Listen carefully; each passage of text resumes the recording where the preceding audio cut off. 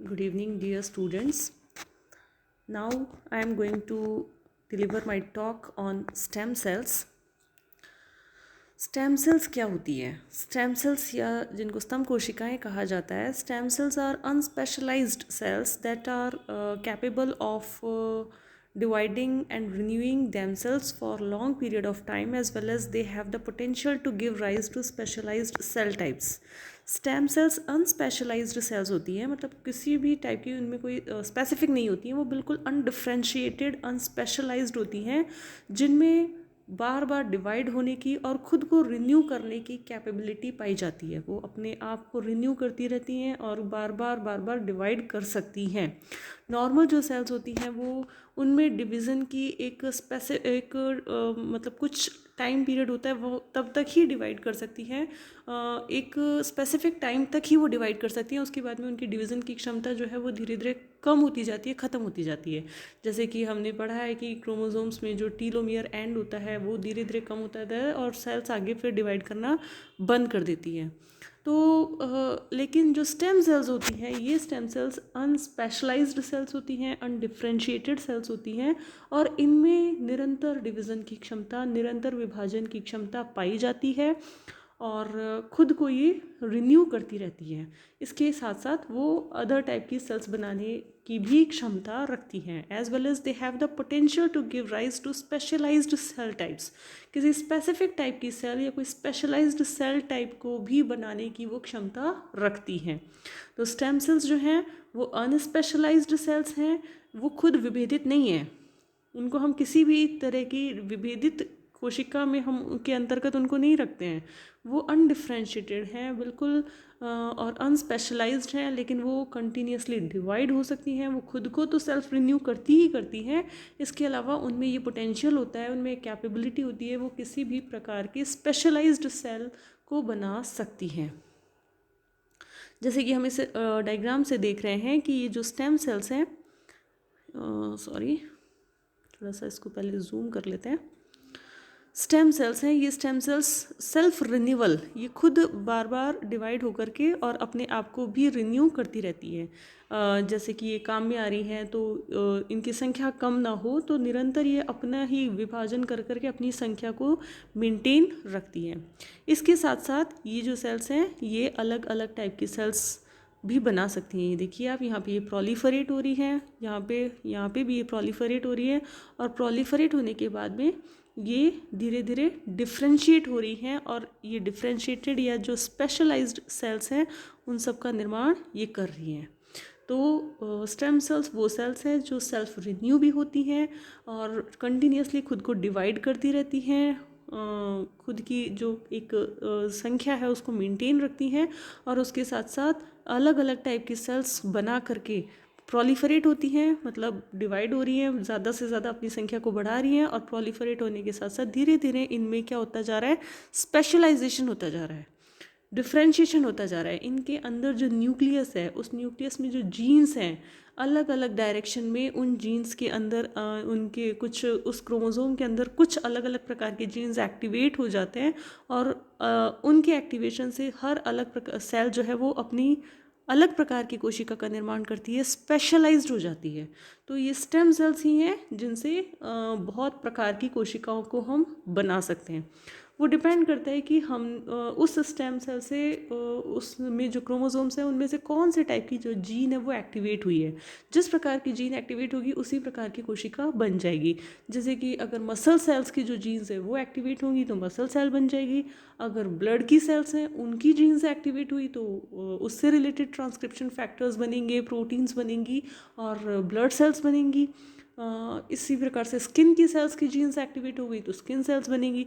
तो वो डिपेंड करता है, जो बेसिक स्टेम सेल है वो तो सेम ही है, आगे कैसे डिफ्रेंशिएट होती है वो डिपेंड करता है उनकी जो क्रोमोसोम है उसका कौन सी जीन्स हैं जो वो एक्टिवेट हो रही हैं।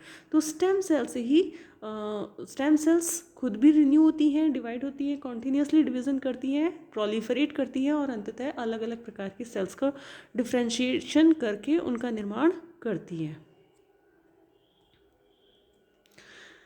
स्टेम सेल्स में कुछ टर्म्स काम में आते हैं जिनके बारे में हम यहाँ चर्चा करते हैं। टोटिपोटेंट, प्लूरीपोटेंट, मल्टीपोटेंट और यूनिपोटेंट। टोटिपोटेंट का मतलब होता है ऐसी सेल्स जो हर प्रकार की सेल्स का निर्माण कर सकती है।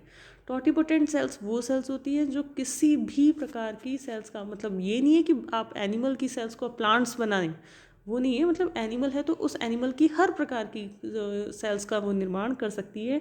जैसे कि आप ब्लड की सेल्स बनाना चाहें तो ब्लड की सेल्स भी बन जाएंगी, उनसे मसल सेल्स बनाना चाहते हैं तो मसल सेल्स बन जाएंगी, और स्किन की सेल्स बनाना चाहते हैं स्किन की सेल्स बन जाएंगी। तो they are capable of making every type of cell of body. हर टाइप की कोशिका का निर्माण वो कर सकती है। तो जनरली जो जाइगोट होता है, जो फर्टिलाइज्ड जाइगोट है, या फिर अर्ली जो मोरूला स्टेज है उसकी जो कोशिकाएं होती हैं वो जनरली क्या होती हैं, टोटिपोटेंट सेल्स होती हैं। वो हर प्रकार की कोशिका बना सकती हैं। इसके बाद में दूसरा आता है टर्मिनोलॉजी प्लूरीपोटेंट। प्लूरीपोटेंट जो जैसे जैसे मोरूला है वो डिफ्रेंशिएट होता है, ब्लास्टोसिस्ट, जैसे ह्यूमन के केस में ब्लास्टोसिस्ट है, तो ब्लास्टोसिस्ट की कोशिकाएं मोस्टली प्लूरीपोटेंट हो जाती हैं। उनमें से लगभग सभी प्रकार की कोशिकाएं बन जाती हैं, बट कुछ टाइप की कोशिकाएं जो है वो they are not capable of making extra embryonic tissues. तो हम इसलिए ब्लास्टोसिस्ट को की जो कोशिकाएं हैं उनको प्लूरीपोटेंट कोशिकाओं में के अंतर्गत रख सकते हैं। ऑलमोस्ट ऑल टाइप्स कोशिकाएं बना सकता है, ऑल टाइप ऑफ टिश्यूज़ ये बना सकते हैं, but not they can not make complete body. तो इसलिए इनको प्लूरीपोटेंट कहा जाता है, मतलब कुछ लिमिटेशंस आ गई हैं। मल्टीपोटेंट सेल्स में और लिमिटेशंस आ गई हैं। मल्टीपोटेंट जो सेल्स होती हैं वो बहुत टाइप की सेल्स बना सकती हैं, बट ऑलमोस्ट ऑल टिश्यूज़ नहीं बना सकती हैं, लेकिन फिर भी काफ़ी प्रकार की कोशिकाएं बना सकती हैं। तो ऐसी कोशिकाओं को हम मल्टीपोटेंट सेल्स कहते हैं। और यूनिपोटेंट सेल्स जो एक ही प्रकार की कोशिका बना सकती है। अगर जैसे ब्लड की प्रोजेनाइटर सेल्स हैं तो वो ब्लड की सेल्स ही बनाएंगी, मसल की प्रोजेनाइटर सेल्स हैं वो मसल सेल्स ही बनाएंगी। तो मसल सेल्स जो है वो न्यूरॉन्स की कोशिकाएं नहीं बना सकती, है ना, और न्यूरॉन्स की कोशिकाएं हैं वो कोई और प्रकार की कोशिकाएं नहीं बना सकती। तो ये काफ़ी उनमें ज़्यादा डिफ्रेंशिएशन हो चुका है, और अब वो एक प्रोजेनाइटर सेल्स हैं वो एक ही डायरेक्शन में आगे डेवलपमेंट होगा, उनका डिफ्रेंशिएशन होगा, और वो एक ही प्रकार की कोशिकाएं बनाती हैं। जनरली जो एनिमल्स की जो कोशिकाएं होती हैं वो मल्टीपोटेंट या प्लूरीपोटेंट तक होती हैं। जो प्लांट सेल्स होती हैं उनमें टोटिपोटेंट और प्लूरीपोटेंट मिल जाता है। टोटिपोटेंट सेल्स काफ़ी इजीली, जैसे आप देखते हो कि थोड़े से कुछ प्लांट्स ऐसे होते हैं जिनके अंदर हम छोटा सा कट पीस हम लेके और पूरा प्लांट हम डेवलप कर लेते हैं। तो प्लांट्स में ऐसा पॉसिबल हो जाता है। एनिमल्स के केसेस में काफ़ी लिमिटेशंस हैं। अगर कुछ इनवर्टिब्रेट्स की बात हम छोड़ दें जहाँ रिजनरेशन बहुत ही ईजीली है, उनको छोड़ दें, लेकिन फिर भी एनिमल्स में ये काफ़ी लिमिटेड है प्लांट्स के कंपैरिजन में। इस डायग्राम से हम समझ सकते हैं टोटिपोटेंट सेल्स जैसे कि जो जाइगोट है या फिर जाइगोट है या मोरूला है, तो अर्ली जाइगोट्स एंड अर्ली मोरूलास जो हैं उनमें एम्ब्रियोनिक टिश्यू भी बनता है और एक्स्ट्रा एम्ब्रियोनिक मेम्ब्रेन भी बनती हैं। एक्स्ट्रा एम्ब्रियोनिक मेम्ब्रेन आप जानते ही हैं, एलेंटॉइज है, यॉर्क है, एमनियन है। तो ये एक्स्ट्रा कॉरियन है, ये एक्स्ट्रा एम्ब्रियोनिक मेम्ब्रेन्स भी बना सकती हैं और एम्ब्रियॉन्स भी बना सकती हैं। एक्स्ट्रा एम्ब्रियोनिक मेम्ब्रेन्स जो होती हैं ये एम्ब्रियो को नरिशमेंट देने के लिए, उनके जो वेस्ट प्रोडक्ट्स हैं या एक्सक्रीटरी प्रोडक्ट्स हैं उनको स्टोर करने के लिए, या उनको ऑक्सीजन प्रोवाइड करवाने के लिए, या उनके जो शॉक्स हैं या इंजरीज़ हैं उनको उनसे बचाने के लिए ये एक्स्ट्रा एम्ब्रियोनिक मेम्ब्रेन्स एम्ब्रियो के चारों ओर होती है। तो अर्ली मोरूला या अर्ली जाइगोट जो है वो एम्ब्रियोनिक टिश्यू भी बनाने के लिए सक्षम है और उसके चारों ओर एक्स्ट्रा एम्ब्रियोनिक मेम्ब्रेन को भी बनाने में सक्षम है। तो ये हर प्रकार की कोशिकाएं बना सकती हैं, इसलिए इनको हम टोटिपोटेंट सेल्स कहते हैं। इसके बाद में जैसे जैसे मोरूला जो है ह्यूमन के केस में ब्लास्टोसिस्ट बना लेता है, जिसमें इनर सेल मास होता है, तो इसके अंदर ये एक्टोडर्म, एंडोडर्म, मीजोडर्म तीनों लेयर्स तो बना लेते हैं, लेकिन ये एक्स्ट्रा एम्ब्रियोनिक मेम्ब्रेन्स बनाने के लिए कैपेबल नहीं है। इसलिए इनको जनरली हम प्लूरीपोटेंट सेल्स कहते हैं। मतलब ये सब हर प्रकार की कोशिका नहीं बना सकते, कहीं कुछ लिमिटेशंस इनमें आ गई है। Embryonic stem cells are pluripotent cells. Embryonic stem cells जो होती हैं वो प्लूरीपोटेंट सेल्स होती हैं। They are capable of making ectoderm, mesoderm and endoderm. Multipotent cells, जैसे जैसे फिर आगे और डिफ्रेंशिएशन होता जा रहा है, जैसे जैसे और स्पेशलाइजेशन होता जा रहा है, टोटीपोटेंट सेल से प्लूरीपोटेंट सेल्स बन रही हैं और प्लूरीपोटेंट सेल से मल्टीपोटेंट सेल्स बन रही हैं, जो आगे जाकर के यूनिपोटेंट में कन्वर्ट हो जाएंगी। Multipotent cells, these cells can only give rise to cell types with their lineage.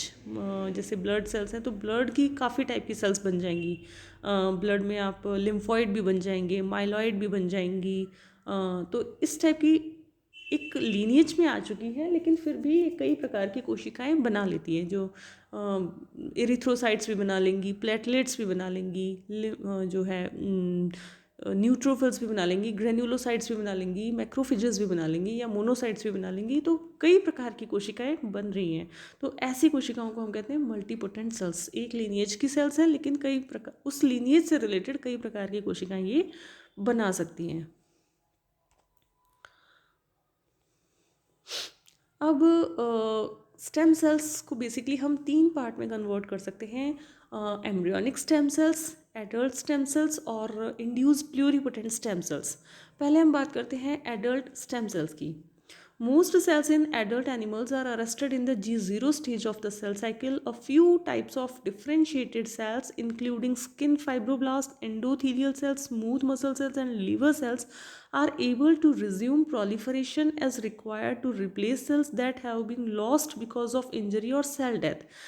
जैसे कि हमने पहले अपनी सेल साइकिल वाले वीडियो में पढ़ा था कि सेल साइकिल की फेजेस होती हैं, इंटरफेज एंड एम फेज या मेटाफेज, सॉरी माइटोसिस फेज। तो इंटरफेज में 3 स्टेजेस आती हैं, G1, S एंड Z2। तो कुछ कोशिकाएं जो हैं वो सेल साइकिल में G1 से S फेज में ना आकर के या सेल साइकिल को कंप्लीट ना करके, बल्कि G1 में ही जो उनका चेक पॉइंट है उससे पहले वो G0 फेज में चली जाती हैं, क्विसेंट फेज में चली जाती हैं। तो यहाँ पे मतलब धीरे धीरे क्या है, आगे इनका डिवीज़न होना ये कम कर देती है और डिफ्रेंशिएट हो जाती है। A few types of differentiated cells like skin की फाइब्रोब्लास्ट है, या ब्लड की जो एंडोथीलियल सेल्स हैं ब्लड वेसल्स की, या स्मूथ मसल सेल्स हैं, या लीवर की सेल्स हैं, ये वैसे मतलब ये डिवाइड नहीं हो रही है, लेकिन जब ज़रूरत पड़ रही है, अगर ज़रूरत पड़ रही है तो इनकी कुछ कोशिकाएं जो हैं वो G0 फेज से वापस से डिवीज़न में स्टेज में आ जाती हैं। और इनसे जो इनकी इंजरी हुई है, जैसे कि स्किन है, तो स्किन बहुत हार्श इन्वायरमेंट में ही रहता है, और स्किन की जो फाइब्रोब्लास्ट कोशिकाएं हैं ये जैसे कुछ कट लग गया या कोई इंजरी हो गई, कोई वुंड है, तो वहाँ पर उस वुंड को वापस से रिपेयर करने के लिए स्किन फाइब्रोब्लास्ट की कोशिकाएं फिर से डिवीज़न फेज में आ जाती हैं और उसको रिपेयर करती हैं, उसका जो आसपास का एरिया उसको पूरा रिपेयर कर देती हैं। तो मतलब वो क्षतिग्रस्त कोशिकाओं की क्षतिपूर्ति करने के लिए उसके आसपास की कोशिकाएं फिर से डिवीज़न फेज में आती हैं, फिर से विभाजनशील अवस्था में आती हैं और उसको सुधारती हैं, उसको सही करती हैं। तो इनके अंदर मतलब एडल्ट में कहीं ना कहीं स्टेम सेल्स हैं जो वैसे डिफ्रेंशिएट हो गई हैं, लेकिन अगर आवश्यकता पड़ रही है तो वो वापस से आएंगी। इसी प्रकार से अगर हम बात करें जो स्टमक है, इंटेस्टाइन है, तो इंटेस्टाइन में जो इंटेस्टाइन का जो लेयर है वो भी क्या होती है, बहुत ज़्यादा हार्श इन्वायरमेंट को झेलती है। हर टाइप का जो फूड मटेरियल है उसे वो और एसिड जैसे उसमें इंटरेक्ट होता है, तो वो बहुत ज़्यादा हार्श इन्वायरमेंट को वो झेलती है। तो वहाँ पे भी जो कोशिकाएं हैं ऊपर की, जो सीधे इंटरेक्ट हो रही हैं उस हार्श इन्वायरमेंट से, तो वो क्षतिग्रस्त हो जाती हैं और वहाँ से हट जाती हैं। और उनके नीचे की साइड में जो क्रिप्ट्स हैं, उन क्रिप्ट से स्टेम सेल्स कंटिन्यूसली नई सेल्स को बनाते हैं और वो मतलब क्षतिग्रस्त कोशिकाएं हटती जाती हैं और उनकी जगह नई कोशिकाएं आती जाती हैं। तो इसका मतलब एम्ब्रियो के अंदर कुछ जगह कुछ स्टेम सेल्स हैं, एम्ब्रियो नहीं, एडल्ट में कुछ स्टेम सेल्स हैं जो निरंतर इन कोशिकाओं की जगह इनको रिप्लेस करती रहती हैं। जो पुरानी या क्षतिग्रस्त कोशिकाएं या डेड सेल्स हैं उनको रिप्लेस करती हैं नई कोशिकाओं के द्वारा। तो ऐसी सेल्स को हम कहते हैं adult stem cells. Most differentiated cells do not themselves proliferate but can be replaced via the proliferation of stem cells, which divide to produce one daughter cell that remain a stem cell and another that divides and differentiate. Adult stem cells are used clinically in hematopoietic stem cell transplantation. However, clinical application of adult stem cells are limited by difficulties in isolating and culturing these cells. मतलब mostly जो differentiated sales हैं उनके पास में अपना एक उनका एक stem cell का भी पार्ट है जो उन कोशिकाओं को निरंतर क्या करता रहता है, रिप्लेस करता रहता है. जहाँ पे वो कोशिकाएं ख़राब हो गई हैं या क्षतिग्रस्त हो गई है तो उनको निरंतर उनकी जगह उनको रिप्लेस कर दिया जाता है. तो स्टेम सेल्स होती हैं, स्टेम सेल्स की वो डिवाइड होती हैं, उनका कुछ पार्ट तो स्टेम सेल्स के रूप में ही रह जाता है और कुछ पार्ट उस स्पेसिफिक टाइप की सेल में डिफ्रेंशिएट हो जाता है और उस तरीके से वो काम करने लग जाता है. तो इन ऐसी सेल्स को हम कहते हैं एडल्ट स्टेम सेल्स. एक जैसे कि हिमेटोपोइटिक स्टेम सेल है, ये एक एडल्ट स्टेम सेल का एग्जांपल है. Haematopoietic stem cells other stem cells की तरह सेल्फ रिन्यू भी होती हैं. ये अपनी ही संख्या को बढ़ा रही हैं, बार बार रिन्यू होकर के, बार बार डिवाइड होकर के अपनी संख्या को तो बढ़ा ही रही हैं. इसके साथ साथ ये दो प्रकार के लीनिएज में भी आगे फर्दर डिवाइड होती हैं, माइलॉइड लीनिएज और lymphoid lineage. Myeloid lineage and lymphoid lineage. Myeloid प्रकार की जो कोशिकाएं हैं वो आगे फर्दर अपने अपने लीनिएजेस में चली जाती हैं और धीरे धीरे डिफ्रेंशिएट हो जाती हैं. माइलॉइड लीनिएज की कोशिकाएं, रेटिकुलोसाइट्स जो कोशिकाएं हैं, धीरे धीरे आप देख रहे हैं इनका न्यूक्लियस जो है वो ख़त्म होता जा रहा है और ये इनका न्यूक्लियस बिल्कुल ख़त्म हो जाता है और ये इरिथ्रोसाइट्स जो रेड ब्लड सेल्स हैं, ब्लड सेल्स का निर्माण करती हैं. इसके अलावा कुछ माइलॉइड कोशिकाएं मेगा कैरियोसाइट बनाती हैं जिनमें बहुत बड़ा न्यूक्लियस पाया जाता है और ये फर्दर डिफ्रेंशिएट होकर के प्लेटलेट्स बनाती हैं. प्लेटलेट्स जो रक्त का थक्का बनाने में महत्वपूर्ण योगदान देती हैं. इसके अलावा कुछ माइलॉइड कोशिकाएं जो हैं वो मोनोसाइट्स बनाती हैं. मोनोसाइट्स जो हैं वो ब्लड के अंदर वॉन्डरिंग करती हैं, घूमती रहती है और कुछ समय पश्चात ये टिश्यू में जाकर के स्टेबलाइज हो जाती हैं. तो इनको हम मैक्रोफेजेस कहते हैं. ये फेगोसाइटिक कोशिकाएं हैं और जो भी माइक्रोब्स हैं उनको फेगोसाइटोसिस के द्वारा ये ब्लड स्ट्रीम से या टिश्यू से ख़त्म करने का काम करती हैं. इसके अलावा कुछ माइलॉइड कोशिकाएं जो हैं वो ग्रैन्युलोसाइट्स भी बनाती हैं. ग्रैन्युलोसाइट्स 3 प्रकार की ग्रैन्युलोसाइट कोशिकाएं होती हैं. वो डिपेंड करता है उनकी स्टेनिंग किस प्रकार के स्टेन से वो स्टेन्ड होती हैं. जैसे कि ईओसिनोफिल्स जो हैं, एसिड जो स्टेन है ईओसिन उससे स्टेन होती हैं, या बेसोफिल जो है बेसिक स्टेन जो है उनसे स्टेन होती हैं. तो ये ग्रैन्युलोसाइट्स कोशिकाएं भी माइलॉइड लीनिएजेस के द्वारा बनती हैं. इसके अलावा यही स्टेम सेल्स जो हैं, हिमेटोपोइटिक स्टेम सेल्स का जो दूसरा लीनिएज है लिम्फॉइड लीनिएज. ये लिम्फॉइड लीनिएज जो इम्यून सिस्टम की बहुत महत्वपूर्ण कोशिकाएं हैं, बी लिम्फोसाइट्स और टी लिम्फोसाइट्स उनका निर्माण करती हैं. बी लिम्फोसाइट्स आगे जा कर के एंटीबॉडीज़ जो है उनका निर्माण करती हैं और टी लिम्फोसाइट्स भी टी हेल्पर सेल्स या टी किलर सेल्स के द्वारा इम्यून सिस्टम में बहुत ही महत्वपूर्ण रोल प्ले करती हैं.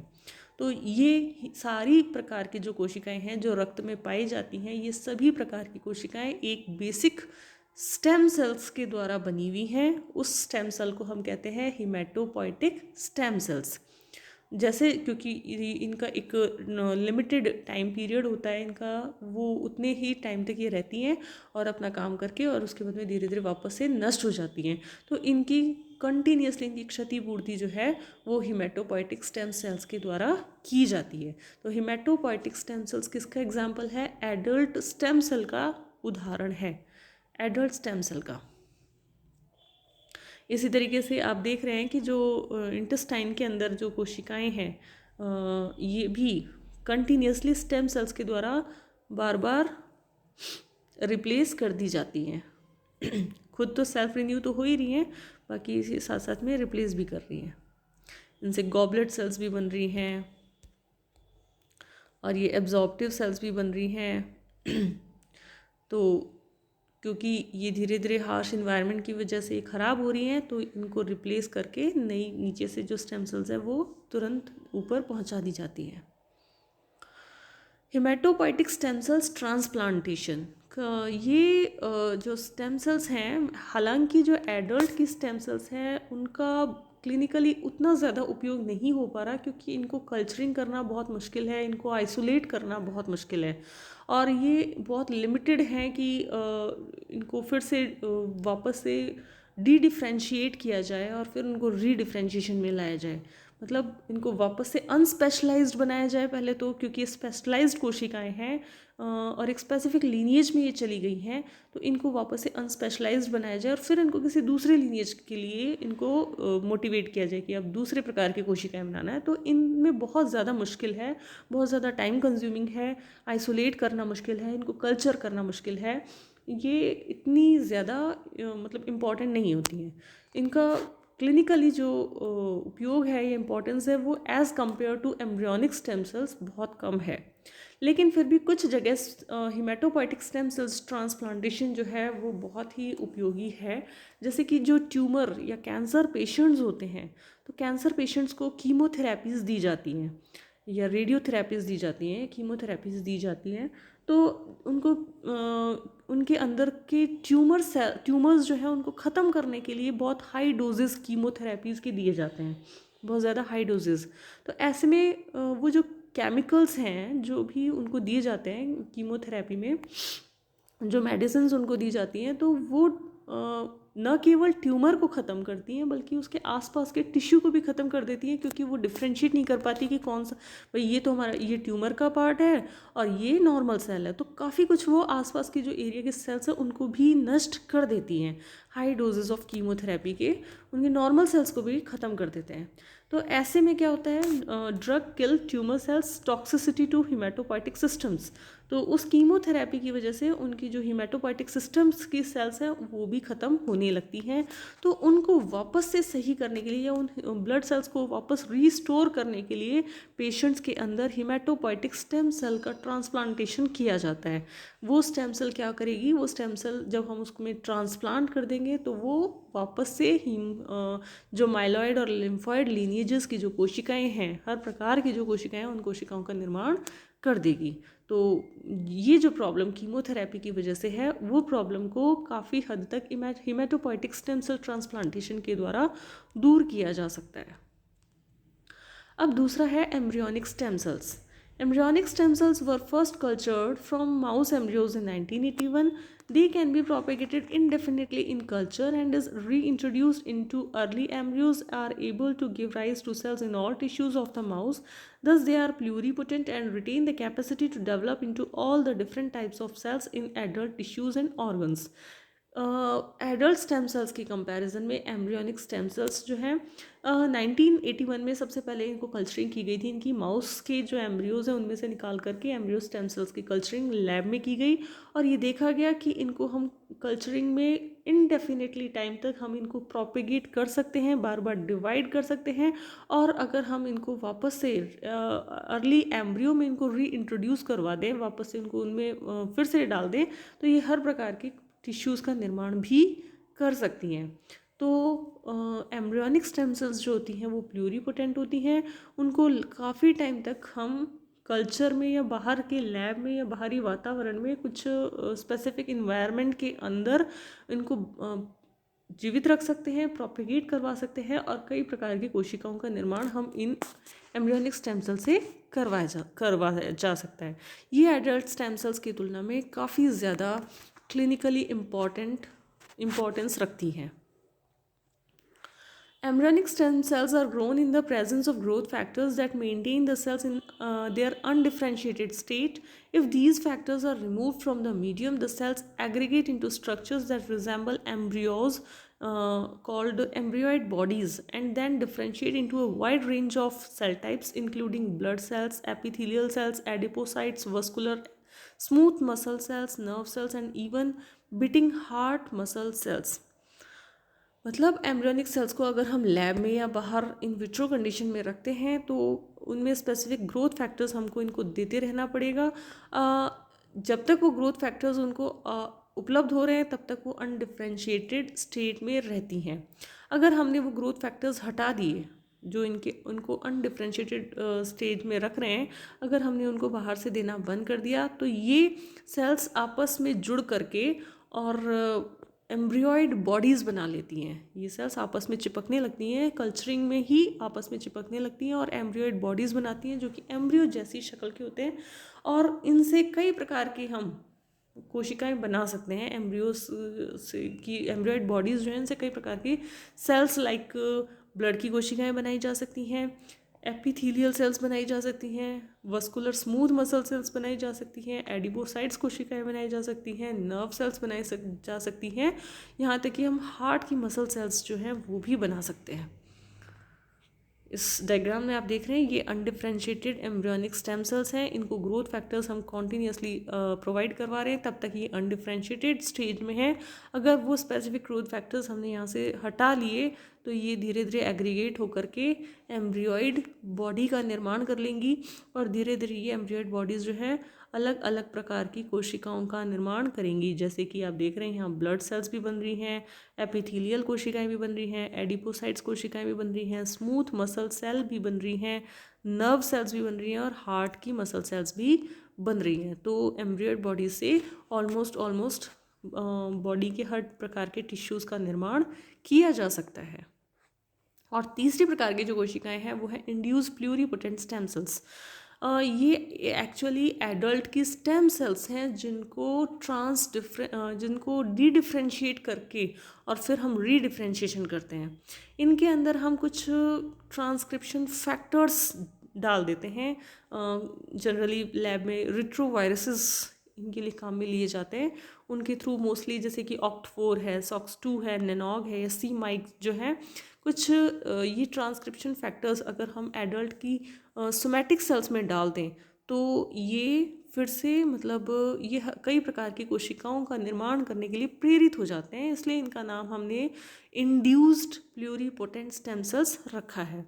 Alternatively, adult somatic cells can be converted to pluripotent stem cells in culture by 4 key transcription factors, OCT4, SOX2, NANOG and C-MYC, bypassing the use of embryonic stem cells for transplantation therapy. तो हम embryonic stem cells को न use करके हम किसी भी कोई adult की सोमैटिक सेल्स को लेकर के भी उसमें रिट्रोवायरसेस के द्वारा ये तीन चार प्रकार के जो ट्रांसक्रिप्शन फैक्टर्स हैं उनको इंड्यूस करवा करके भी इंड्यूस प्लूरिपोटेंट स्टेम सेल्स का निर्माण कर सकते हैं, जो कि ट्रांसप्लांटेशन थ्योरी में काफ़ी उपयोग में आते हैं। जैसे कि आप देख रहे हैं ये एक एडल्ट का माउस फाइब्रोब्लास्ट कोशिका है।